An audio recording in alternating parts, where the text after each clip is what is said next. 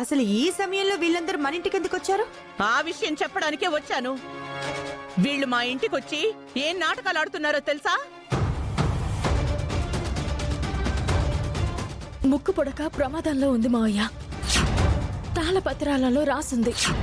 నాకు కనిపించిన ఆభరణాల గురించి తెలుసుకునే ప్రయత్నం చేయగా ముక్కు పుడక దొంగతనానికి గురి కాబోతుంది అని తెలిసింది. ముక్కు పుడక మీ ఇంట్లోనే ఉంది కాబట్టి దొంగతనం రుజువైతే అది ఈ యవని వల్లనే జరగాలి.